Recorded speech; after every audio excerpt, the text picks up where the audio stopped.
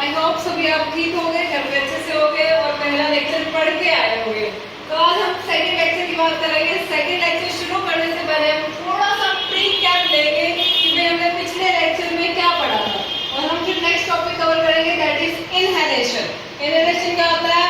हवा को अंदर लेके जाना। तो अंदर किसी प्रोसेस के थ्रू ही जा रही होगी है, तो आज हम उसी के बारे में पढ़ेंगे। तो पहले हम थोड़ा सा प्री कैप पढ़ देते हैं कि भाई एयर क्या होती है बेटा, कहाँ से एंटर करती है? नेजल कैविटी से एंटर करती है। किसके अंदर? हमारी बॉडी के अंदर। नेजल कैविटी से कहाँ जाएगी? फेरेंक्स के अंदर। फेरेंक्स से ट्रैकिया में। ट्रैकिया के थ्रू कहाँ जाएगी? ब्रोंकाई में। दोनों लंग्स में इक्वली क्या होगी? हमारी एयर डिवाइड हो जाती है। फिर हाथ इसमें डिवाइड होगी। ब्रोंकाई से प्राइमरी ब्रोंकाई में जाएगी, सेकेंडरी ब्रोंकाई में जाएगी, देन टर्शियरी और देन ब्रोंकियोल्स में जाएगी। क्वार्टरनरी ब्रोंकाई का नाम ही क्या होता है बेटा? ब्रोंकियोल्स। ब्रोंकियोल्स से कहाँ जाती है? एल्वेलाई में। एल्वेलाई से क्या होता है? गैसेस एक्सचेंज होता है। किसके थ्रू? डिफ्यूजन प्रोसेस के थ्रू विद द ब्लड। और ब्लड से कहाँ जाती है? हमारी पूरी बॉडी में जाती है। ये हमारा प्री कैप है पिछले का, ठीक है। अब नेक्स्ट पढ़ते हैं। अब हमने पढ़ते लिया कि अंदर एयर जा रही है, लेकिन अंदर जा क्यों रही है? उसका भी तो प्रोसेस पता होना चाहिए, रीजन पता होना चाहिए। तो आज हम उस रीजन के बारे में ही पढ़ेंगे, ठीक है। तो दो मसल्स होती हैं। एक क्या होती है? इंटरकोस्टल मसल, और दूसरी होती है फ्रेनिक मसल। इंटरकोस्टल मसल कहाँ होती है? जो रिब केस प्रेजेंट होता है लंग्स में। क्या होता है बेटा? रिब केस से क्या होता है? वो प्रोटेक्टेड होता है। तो उसके जो थ्रू आउट जो मसल्स होती हैं उसको हम क्या बोलते हैं? Intercostal muscles. और दूसरी जो है डायफ्रागम जो होती है हमारी, वो किसकी बनी होती है बेटा? फ्रेनिक मसल की, ठीक है। ये दोनों किसमें हेल्प करती हैं? इसके प्रेशर और वॉल्यूम डिक्रीज और इंक्रीज करने में हेल्प करती है। इनकी वजह से क्या होता है? डिफ्यूजन प्रोसेस पॉसिबल होता है। डिफ्यूजन में क्या होता है बेटा?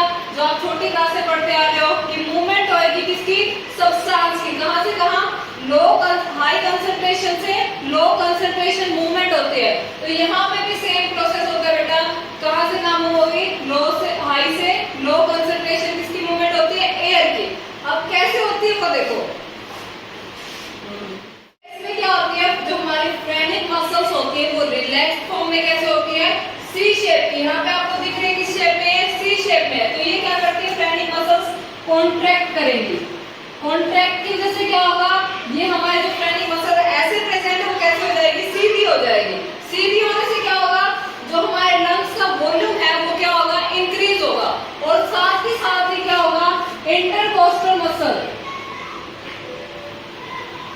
इस इंटरकोस्टल मसल क्या करेंगी? आउटवर्ड मूवमेंट शो करेंगी। आउटवर्ड मूवमेंट शो करेंगे। इससे क्या होगा? हमारे रिब केस क्या हो जाएंगे? बाहर आ जाएंगे। जब आप इनहेल करते हो तो हमारे रिब केस क्या आती है? आउटवर्ड आती है। आपने ऑब्जर्व किया होगा। आप दोबारा इनहेल अभी जहां प्रेजेंट है वहां पे इनहेल करके देखो तो क्या होगा? हमारा रिब केस क्या होगा? आउटवर्ड मूवमेंट शो करेगा। अब उससे क्या होगा? यहाँ पे भी क्या हुआ बेटा? Outward movement. यहाँ कॉन्ट्रैक्ट का दोनों की वजह से क्या हुआ? हमारे लंग्स का जो वॉल्यूम है, लंग्स का वॉल्यूम क्या हुआ बेटा? इंक्रीज हो गया। और जब वॉल्यूम इंक्रीज होता है तो प्रेशर क्या होता है बेटा? डिक्रीज हो जाता है। किसका प्रेशर? एयर का प्रेशर। किसके अंदर? लंग्स के अंदर। जो लंग्स हमें इतने साइज के दिख रहे हैं वो क्या हो जाएंगे? साइज में इंक्रीज हो जाएंगे। उससे क्या हो जाएगा? प्रेशर डिक्रीज हो जाएगा। अगर आपने थोड़ा बहुत पढ़ा हो तो ये कौन सा लॉ बताता है? बॉयल्स लॉ हमें एक्सप्लेन करता है ये पूरा डीपली कि कैसे वॉल्यूम और प्रेशर इंटर रिलेटेड है, ठीक है। इसकी वजह से हमारा प्रेशर क्या होगा? डिक्रीज होगा। किसके कंपैरेटिव? जो बाहर है। बाहर जो एटमॉस्फेरिक प्रेशर है वो क्या है बेटा? ज्यादा। और जो अंदर है वो क्या हो गया? हमारा कम हो गया। तो एयर कहां से कहां जाएगी? अंदर से। बाहर से कहां जाएगी? अंदर की तरफ जाएगी, ठीक है। तो पता चला कैसे हमारे अंदर एयर जाती है, क्योंकि कोई भी चीज ऐसे ही नहीं हो रही। कोई ना कोई मैकेनिज्म होता है, कोई ना कोई प्रोसेस होता है, कोई ना कोई रीजन होता है। तो रीजन क्या है हमारा? डिफ्यूजन। और डिफ्यूजन क्यों हो रहा है? प्रेशर और वॉल्यूम चेंज होने की वजह से हो रहा है। इसी का उल्टा क्या होता है बेटा?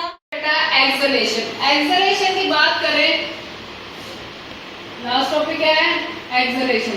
एक्सलेशन में क्या होता है बेटा, इंटरकोस्टल मसल हमारी क्या करेगी, इनवर्ड मूव करेगी, अंदर की मूव हो जाएंगी, और जो फ्रेनिक मसल्स हैं वो क्या हो जाएंगी, रिलैक्स हो जाएंगी। रिलैक्स होते ही दोबारा किस शेप में आ जाएंगी, सी शेप में आ जाएंगी, और सी शेप में आके क्या होगा, वॉल्यूम क्या करेगी बेटा, ये दोनों की दोनों वॉल्यूम हमारा डिक्रीज कर देगी। अब वॉल्यूम डिक्रीज हो गया तो प्रेशर ऑटोमेटिकली क्या हो जाएगा बेटा, इंक्रीज हो जाएगा। प्रेशर इंक्रीज हो, बाहर प्रेशर है, जो बाहर एटमॉस्फेयर है उसके कारण क्या होगा, इंक्रीज होगा। तो एयर कहां से कहां मूव करेगी, हाई टू लो कंसंट्रेशन। इसलिए क्या होता है, एयर क्या आती है